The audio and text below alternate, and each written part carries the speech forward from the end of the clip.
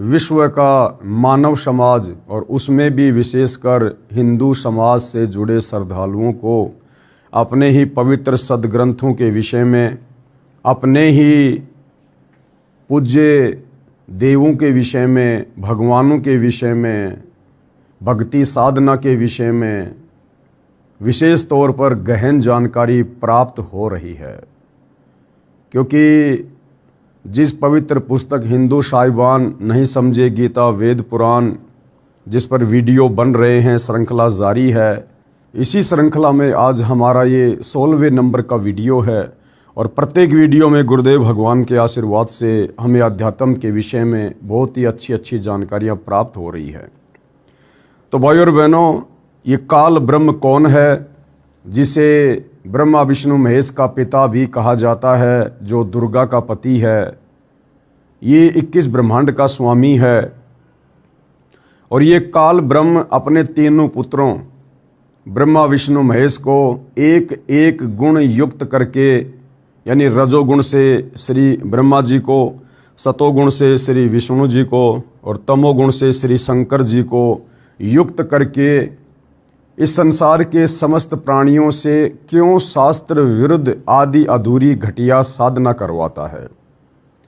हम सभी जीवों को भक्ति मार्ग से भटकाने में, विचलित करने में आखिर इस काल ब्रह्म का क्या शवारत है, क्या फ़ायदा है इसका, ये ऐसा क्यों करता है, हमसे कौन सी दुश्मनी निकाल रहा है। और आप और हमसे ही नहीं, ये काल ब्रह्म जिसने गीता जी का ज्ञान श्री कृष्ण जी के शरीर में प्रवेश करके बोला है, यह काल ब्रह्म अपने तीनों पुत्रों ब्रह्मा विष्णु महेश को भी अध्यात्म के विषय में सच्चाई पता क्यों नहीं होने देता। अपने तीनों पुत्रों को भी ये भ्रमित रखता है। क्यों इसने अपनी पत्नी दुर्गा को ये सच्चाई बताने से रोकने के लिए डराया हुआ है, धमकाया हुआ है, भयभीत किया हुआ है। तो ये सारी की सारी जानकारी हमें इस पवित्र पुस्तक से प्राप्त हो रही है। तो हमें पता चलता है कि इस काल को, इस ब्रह्म को एक भयंकर श्राप लगा हुआ है परमपिता परमेश्वर कबीर देव जी के द्वारा। क्योंकि जब ये सतलोक में था, इसने एक बहुत बड़ी गलती की वहाँ पर। सर्वप्रथम गलती तो ये कि ये मनमुखी रूप से भक्ति साधना करने लग गया, मनमुखी रूप से तप करने लग गया ये, जबकि तप परमेश्वर कबीर जी के भक्ति विधान में शास्त्र अनुकूल साधना के अंतर्गत नहीं आता है। उसके बाद इसने 21 ब्रह्मांड प्राप्त किए। 21 ब्रह्मांड प्राप्त करने के बाद सबसे पहले इस काल ब्रह्म के साथ जिस एक आत्मा ने इसके साथ इसके ब्रह्मांडों में रहने की, आने की स्वीकृति दी, कबीर परमात्मा ने उसे एक सुंदर स्त्री बना दिया, लड़की बना दिया, युवा, जिसे दुर्गा कहा जाता है, अष्टंगी कहा जाता है। उस दुर्गा को देखकर इस काल के मन में दोष उत्पन्न हो गया, उसके साथ व्यभिचार करने के लिए। और जब इसने बदतमीजी करनी चाही तो फिर कबीर देव जी ने इस काल को श्राप दे दिया कि इस सच्चे लोक सतलोक में इस प्रकार की बकवाद के लिए कोई जगह नहीं है और सतलोक में इस प्रकार की भावना रखने वाले को भी यहाँ रहने का अधिकार नहीं है। और परमेश्वर कबीर जी ने इसे कहा कि आज से तेरा नाम काल होगा और तुझे प्रतिदिन 1 लाख मानव शरीरधारी स्त्री या पुरुष के सूक्ष्म शरीर में जमा वासना, गंध, मैल, उसे खाने का श्राप दिया जाता है। और इस काल के 21 ब्रह्मांडों को परमेश्वर कबीर देव जी ने अपनी वचन शक्ति से सतलोक से 16 शंख कोश की दूरी पर भेज दिया, जहां आप और हम सभी रह रहे हैं। उसके बाद भाई और बहनों, इस काल बलि ने दुर्गा के साथ फिर से बदतमीजी की कि अब मेरा कौन क्या बिगाड़ देगा। दुर्गा के साथ इसने पति पत्नी व्यवहार किया, 3 पुत्रों की उत्पत्ति की, जिन्हें हम ब्रह्मा विष्णु महेश जी के नाम से जानते हैं। और उसके बाद इस काल ने अपनी पत्नी दुर्गा को सख्त हिदायत दी कि दुर्गा, आज के बाद मैं सौगंध खाता हूँ, मैं ये प्रतिज्ञा करता हूँ, मैं अपने ओरिजिनल काल रूप में कभी किसी को दर्शन नहीं दूंगा, और तू भी मेरा भेद किसी को मत बताना। और ये जो 3 पुत्र मैंने तेरे साथ शारीरिक संयोग करके उत्पन्न किए हैं, इन तीनों पुत्रों को भी हकीकत मत बताना कि तेरे पिता का नाम काल है, वो गुप्त क्यों रहता है, उसने सतलोक में क्या गलती की थी। तो दुर्गा को भी उसने भयभीत किया हुआ है, और दुर्गा भी अपने पुत्रों को अध्यात्म के विषय में सच्चाई नहीं बताती है। उसके बाद भाई और बहनों, ये सच्चाई बताने के लिए, ये हकीकत बताने के लिए वो कबीर परमात्मा सतलोक से स्वयं ही चलकर इस काल के 21 ब्रह्मांडों में आता है। संत की भूमिका करता है, सतगुरु की भूमिका करता है, तत्वदर्शी संत की भूमिका करता है। और हम नादान प्राणियों को, हम जीव आत्माओं को जो इस काल के चक्कर में उस समय फंस गए थे, आसक्त हो गए थे, जिस समय सतलोक में ये तप कर रहा था, हमें परमेश्वर जी ने बहुत समझाया, परंतु हमने उनकी एक बात नहीं मानी और काल से अपनी आस्था नहीं हटाई। तो अंत में परमेश्वर जी ने इन दोनों के साथ में हम तमाम आत्माओं को, जिन जिन आत्माओं ने तप करते हुए इस काल के ऊपर आसक्ति व्यक्त की थी, सभी का सूक्ष्म रूप बनाकर दुर्गा के अंदर प्रवेश करके उसी के साथ इन 21 ब्रह्मांडों में भेज दिया था। और अब ये काल बलि हमें किस प्रकार से दुखी कर रहा है, परेशान कर रहा है, हमें वापस अपने घर जाने का रास्ता नहीं दे रहा है। हम दुखी हो रहे हैं, कभी नरक में जाते हैं थोड़े बहुत समय के लिए, कभी स्वर्ग में जाते हैं, फिर 84 लाख योनियों में गधे कुत्ते सूअर बनते हैं, कीट पतंग मच्छर बनते हैं। कभी मनुष्य जन्म मिला तो कभी सुख मिला, कभी दुख मिला।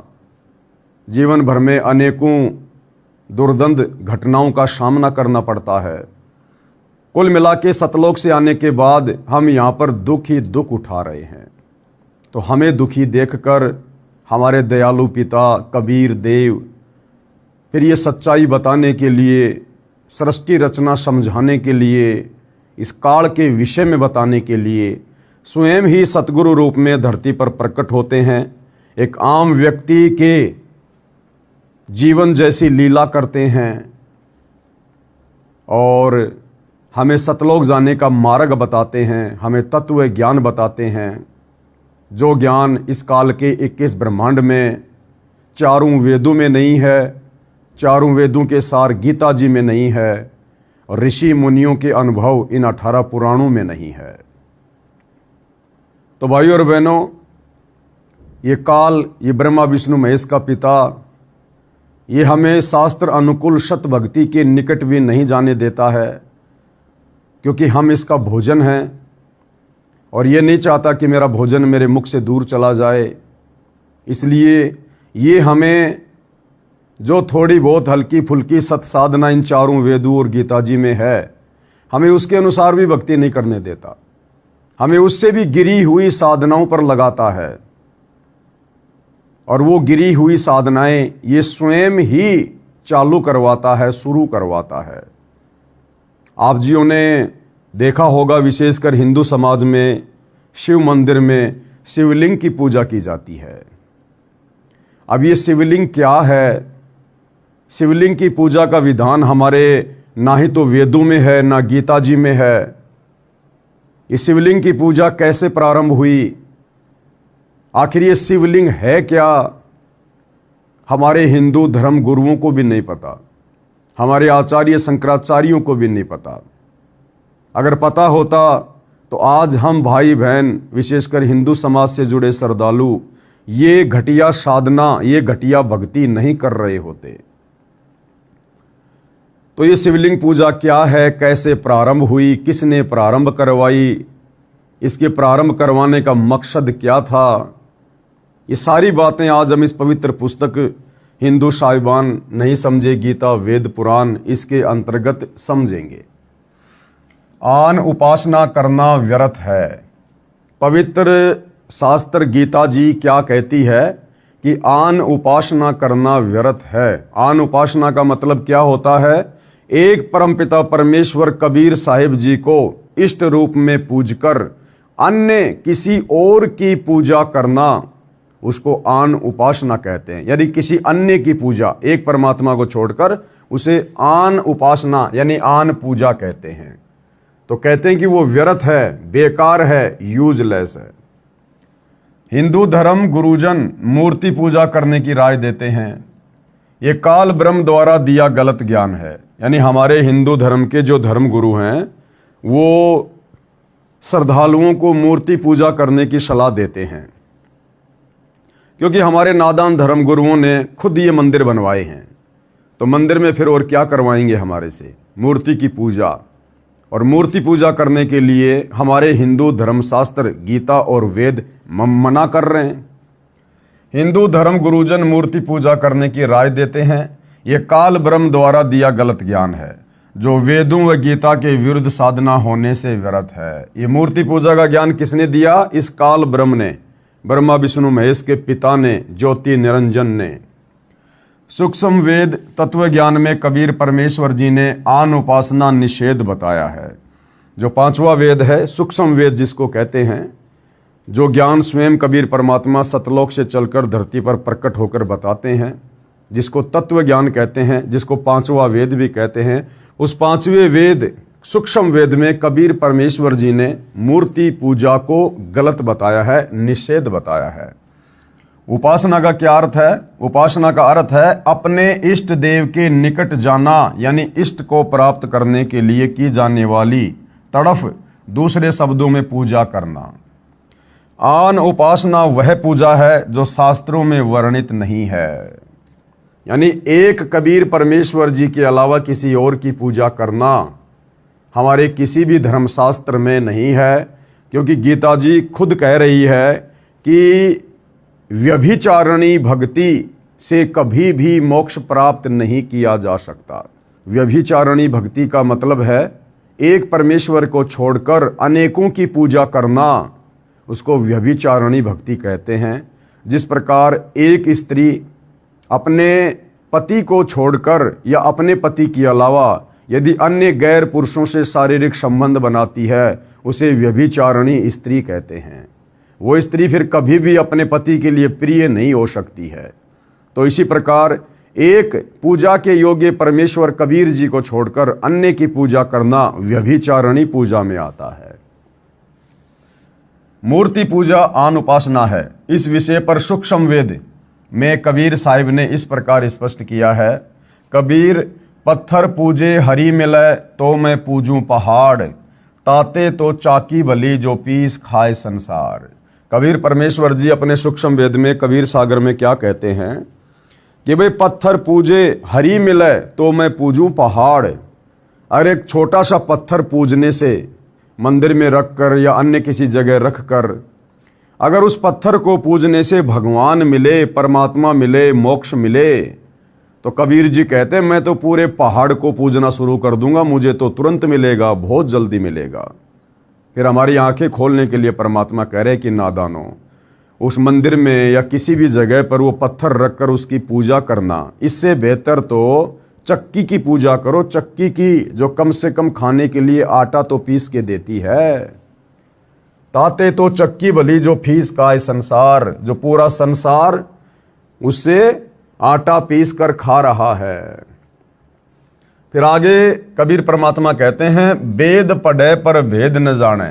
ये हमारे तमाम धर्मगुरु आचार्य शंकराचार्य वेदों को पढ़ते हैं, परंतु वेदों में क्या लिखा हुआ है भक्ति और भगवान के विषय में, साधना के विषय में, उस भेद को ये नहीं जान पाए। और बादशाह पुराण 18 और 18 पुराण को भी ये पढ़ते हैं। और पत्थर की पूजा करे भूल गए सृजनहारा। चारों वेदों को पढ़ते हैं, गीता जी को पढ़ते हैं, 18 पुराणों को पढ़ते हैं, और फिर पूजा क्या करते हैं? पत्थरों की पूजा करते हैं, पत्थरों के देवों की पूजा करते हैं। कहते हैं ये अपने सृजनहार, अपने पैदा करने वाले उस कबीर परमात्मा को भूल चुके हैं। शब्दार्थ, किसी देव की पत्थर की मूर्ति बनाकर उसकी पूजा करते हैं जो शास्त्र विरुद्ध है, जिससे कुछ लाभ नहीं होता। कबीर परमेश्वर ने कहा है कि यदि एक छोटे पत्थर यानी देव की मूर्ति के पूजने से परमात्मा प्राप्ति होती हो तो मैं तो पहाड़ की पूजा कर लूं ताकि शीघ्र मोक्ष मिले, परंतु ये मूर्ति पूजा व्यर्थ है। इस मूर्ति पूजने वाले पत्थर से तो घर में रखी आटा पीसने वाली पत्थर की चक्की भी लाभदायक है, जिसे कणक पीसकर आटा बनाकर सब भोजन बनाकर खा रहे हैं। उस पत्थर की देव वाली मूर्ति से तो वो आटा पीसने वाली चक्की लाख गुना बेहतर है।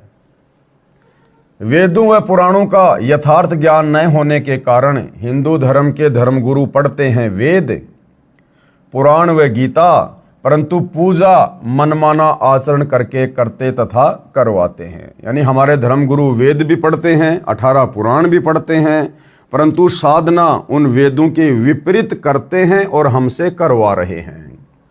पत्थर की मूर्ति व शिवलिंग बनाकर पूजा करते तथा अनुयायियों से करवाते हैं। इनको सृजनहार यानी परम अक्षर ब्रह्म का ज्ञान ही नहीं है, जिन्होंने सारी सृष्टि को रचा है। उसको न पूजकर, किसको? उस परम अक्षर ब्रह्म कबीर देव को ना पूजकर अन्य देवी देवताओं की पूजा तथा उन्हीं की काल्पनिक मूर्ति पत्थर की बनाकर पूजा का विधान लोकवेद यानी दंत कथा के आधार से बनाकर यथार्थ परमात्मा को भूल गए हैं। उस परमेश्वर, वह परमेश्वर कौन? तत्ब्रह्म, जो गीता अध्याय 8 श्लोक नंबर 1 में अर्जुन ने गीता ज्ञान देने वाले काल ब्रह्म से पूछा कि वो तत्ब्रह्म क्या है। उस परमेश्वर यानी तत्ब्रह्म यानी परम अक्षर ब्रह्म की भक्ति विधि का भी ज्ञान नहीं है। उस कबीर परमात्मा की यथार्थ सत भक्ति का भी ज्ञान हमारे धर्म गुरुओं को नहीं है।